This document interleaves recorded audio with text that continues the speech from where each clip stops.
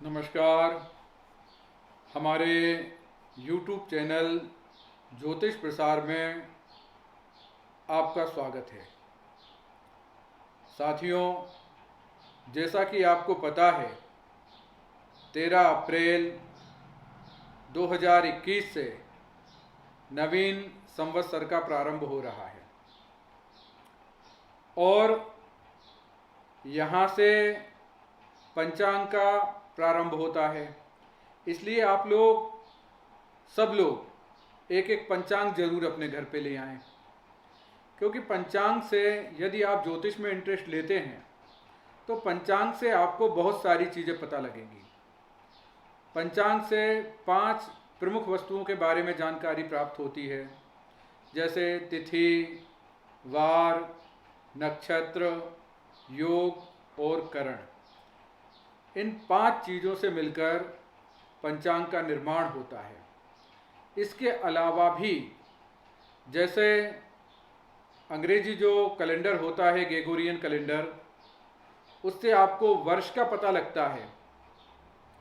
ऐसे ही इस पंचांग से संवत का पता लगता है। आने वाला वर्ष संवत 2078 होगा। हम आपको बतलाएं, हमारे जो प्राचीन ऋषि मुनि थे बहुत जानकार थे और उनको यह ज्ञात था कि पृथ्वी 360 डिग्री के अंदर समाहित है।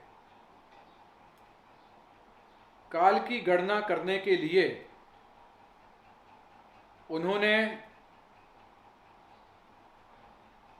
सूर्य और चंद्रमा की गति के आधार पर समय का विभाजन किया। उन्होंने 360 डिग्री को 12 भागों में विभाजित किया, यानी प्रत्येक भाग 30 अंश का हुआ। तो उन्होंने 30-30 अंश को 12 भागों में बांट दिया, तो 12 महीने बने। हिंदी कैलेंडर के अनुसार जो वैदिक कैलेंडर है अपना, या वैदिक पंचांग है, इसके अनुसार 12 महीने होते हैं। चैत्र, वैशाख, ज्येष्ठ, आषाढ़, श्रावण, भाद्रपद, अश्विन, कार्तिक, मार्गशीर्ष, पौष, माघ और फाल्गुन।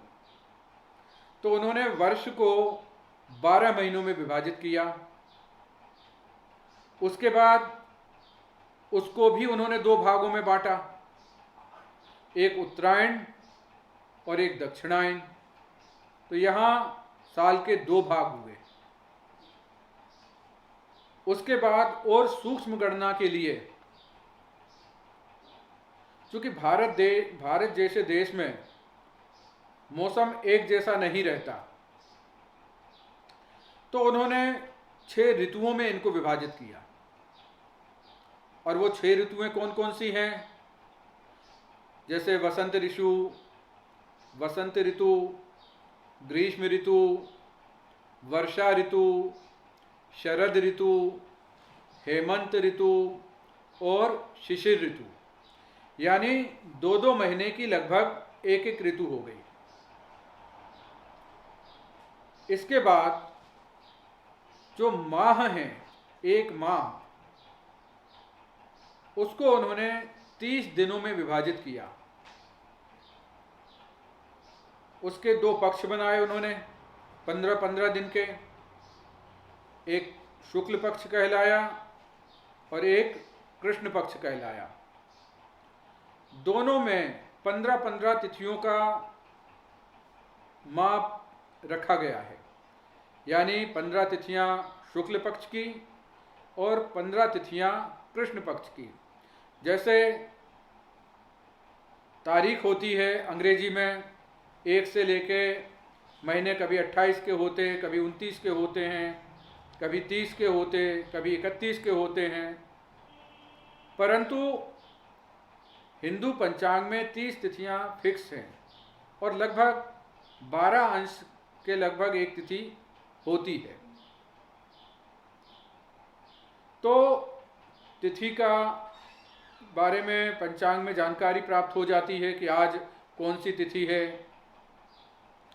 दूसरा, 7 वार, और 7 वार यह भी प्राचीन वैदिक समय से, वैसे वर्तमान स्वरूप में जो पंचांग प्रचलित हैं उनका निर्माण विक्रम संवत से हुआ है, विक्रमादित्य के कार्यकाल से हुआ है, लेकिन पंचांग की परिकल्पना वेद काल से है।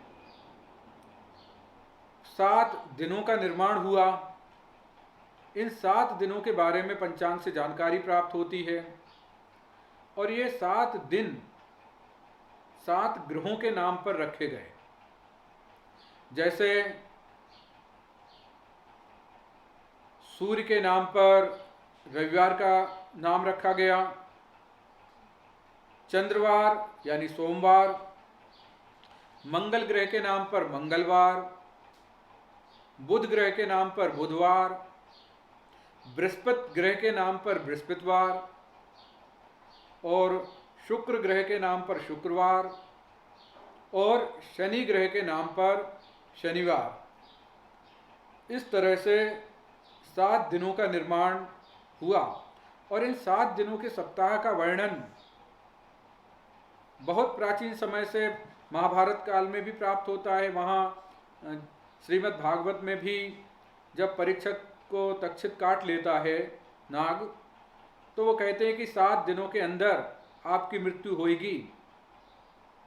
तो वो 7 दिन का निर्माण भारतीय विद्वानों ने किया, और उन 7 दिनों के नाम ग्रहों के ऊपर रखे गए।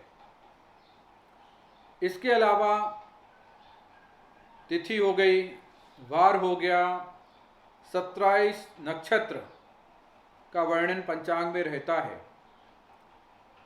27 नक्षत्र हैं।